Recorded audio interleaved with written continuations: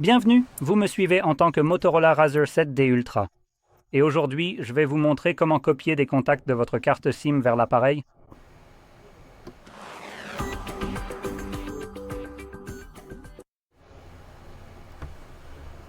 Pour commencer tout d'abord, vous devrez ouvrir votre propre application Contact indépendante, comme celle qui se trouve juste ici. Et si elle affiche une petite fenêtre ici, autorisez Contact à vous envoyer des notifications. Sélectionnez Ne pas autoriser. Il n'y a aucune raison pour que Contact vous envoie quelque type de notification que ce soit. C'est une application pour stocker des contacts, pas pour vous envoyer des notifications à leur sujet. Et en ce qui concerne les notifications de contact, il ne s'agit pas en réalité de chaque contact individuel pouvant vous envoyer des notifications. Cela concerne plutôt l'application elle-même. Ensuite, je voudrais simplement souligner quelque chose. Je suis connecté à un compte Google et j'ai déjà des contacts importés ici qui sont stockés directement sur le compte Google. C'est pourquoi je ne recommanderais plus vraiment de déplacer vos contacts là-bas, mais j'y reviendrai dans un instant. Et comme j'ai un compte Google, cela va modifier un peu la façon d'importer si vous n'en avez pas. Donc, la première chose que vous verrez de différent, c'est que lorsque vous allez dans l'onglet Organiser, ce que nous devons faire, Google sera mis en avant ici, avec tout leur fatras juste devant. Eh bien, l'option que nous recherchons se trouvera tout en bas, juste ici, Gérer la carte SIM. Lorsque vous cliquez dessus, il y a deux options possibles que vous verrez et la façon dont elles s'affichent. L'application Contact a essentiellement le même aspect, mais lorsque vous allez importer, je vois deux choses différentes. Parfois, cela dépend du téléphone. Et je ne sais pas si cela dépend d'une mise à jour de l'application Contact ou d'autre chose. Mais vous avez l'un de ces cas où il y a un menu déroulant qui sélectionne toujours par défaut le compte Google s'il y en a un de connecté. Si ce n'est pas le cas, cette option disparaît complètement et l'appareil devient alors le choix par défaut puisqu'il n'y a rien d'autre vers quoi changer. Eh bien, la deuxième option se trouvera quelque part en dessous ici et elle vous l'indiquera. Avec un compte Google connecté, il y aura l'appareil et Google comme une seule option, et en dessous, il y aura une deuxième option, qui est, je crois, autre, ou quelque chose comme ça, ou plus. Je pense que maintenant, c'est écrit plus.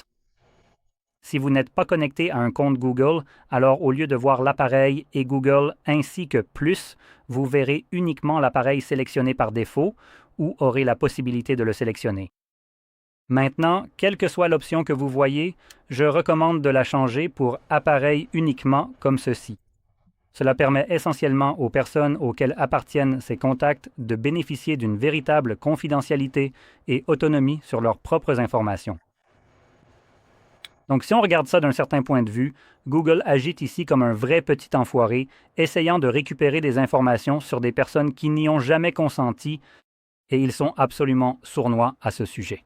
Parce que ces enfoirés absolus font tout, à chaque étape, pour vous rendre dépendant d'eux, en espérant que vous allez leur importer vos contacts. Et ils prennent toutes les mesures possibles, pour que vous le fassiez d'une manière ou d'une autre, même quand vous ne le voulez pas. Donc, pour ce menu déroulant, il sélectionne évidemment par défaut le compte Google. Si vous avez un compte Google, c'est toujours celui-là qu'il va sélectionner. Il n'y a aucun moyen au monde. Il sélectionne l'appareil, même si vous préféreriez cela. Si vous avez un compte Google sélectionné, vous devez le changer vous-même. Vous savez quoi? C'est pas grave. Quand c'est un menu déroulant, vous pouvez le modifier. Mais ce que je trouve plus problématique, c'est le menu qui se trouve en bas, que vous pouvez peut-être voir. À la place, il vous propose l'appareil et Google, ce qui est conçu pour vous embrouiller automatiquement. Parce que vous le regardez et vous lisez simplement « Ah, appareil, c'est ce que je cherche, c'est ce dont j'ai besoin ». Vous cliquez et vous passez à autre chose. C'est ça. Et puis, qu'est-ce qui pourrait être pire? Probablement des options, ou alors, en général, on ne cherche pas plus d'options quand on voit déjà celle qu'on veut, à savoir l'appareil. Suivi de « et Google », ce qui les inclut à nouveau. Et puis, l'audace de cacher une seule option derrière une option. Cela n'élargit presque plus rien désormais.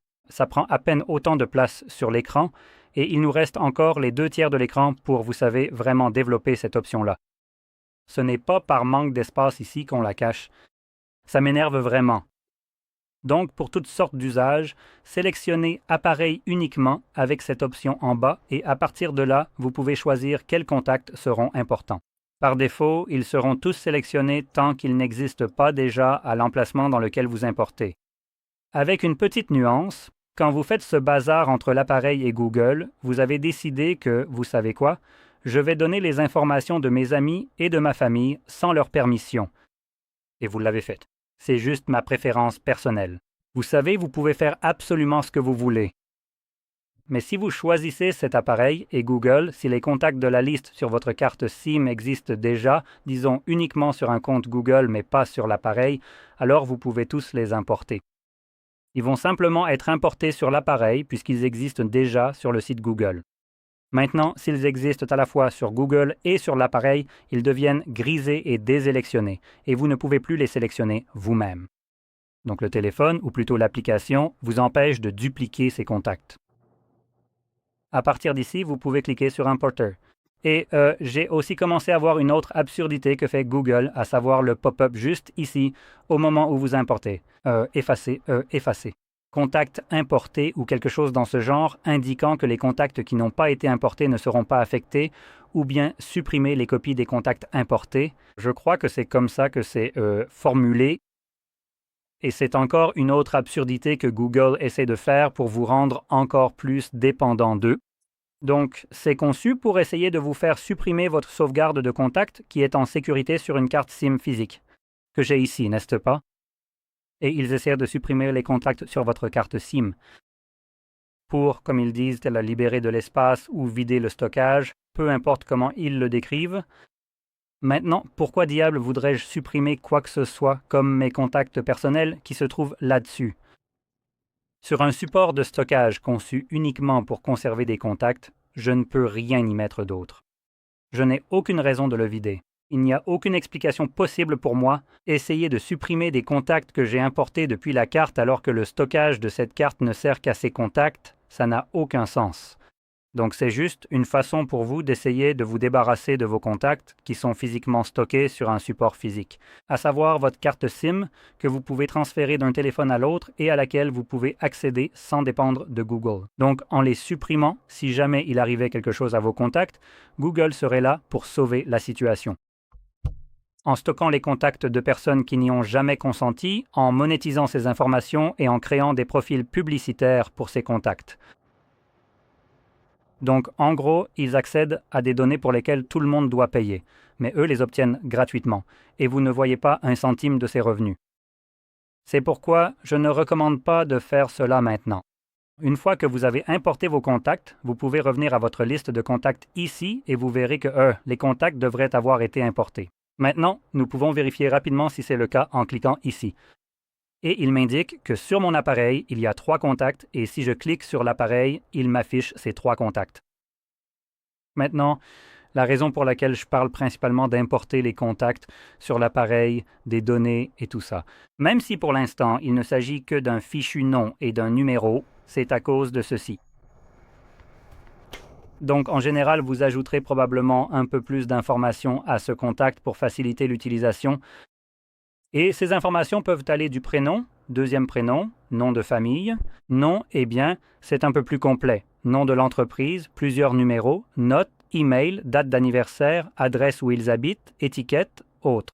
Ce qui inclut des choses comme les intitulés de poste, les départements, les personnes liées, les sites web, les champs personnalisés, les surnoms, etc. Donc oui, c'est tout ce à quoi Google aurait accès.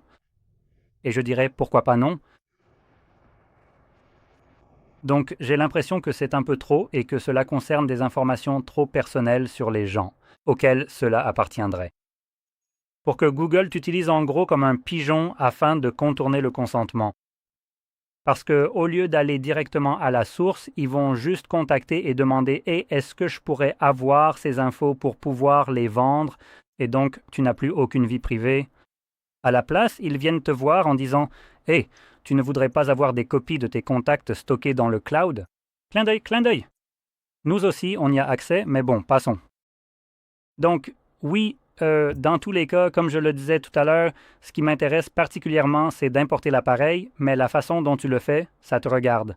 Les 2 méthodes fonctionnent pour les personnes qui souhaitent peut-être importer des contacts sur l'appareil dans le but, tu sais, de protéger leur vie privée et ce genre de choses. Mais tu aimes bien compter sur le fait que, tu sais, leurs contacts contiennent beaucoup d'informations, contrairement à ce qu'on trouve habituellement sur une carte SIM où il n'y a qu'un nom et un numéro. Donc, tu comptes un peu sur le cloud pour ça parce qu'il y a beaucoup plus d'infos là-dedans.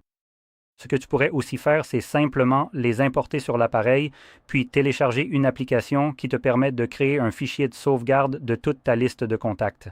Et je crois que ce type de sauvegarde s'appelle quelque chose comme le .vcf, c'est-à-dire l'extension du fichier, qui peut ensuite être déplacé sur une carte SD ou une clé USB, ou même être compressé et envoyé par email à toi-même, puis ouvert sur n'importe quel autre appareil simplement en cliquant dessus, et je crois même que les ordinateurs peuvent le lire. À partir de là, tu auras toutes ces informations, comme les photos et tout le reste. Donc, cela permettrait en quelque sorte de ne plus avoir à dépendre de Google, tout en te donnant la possibilité d'avoir tous tes contacts ainsi que toutes les informations associées à chaque contact accessibles assez facilement sur d'autres appareils. Voilà, j'espère que tu as trouvé cela très utile et si c'est le cas, n'oublie pas de liker, de t'abonner et merci d'avoir regardé.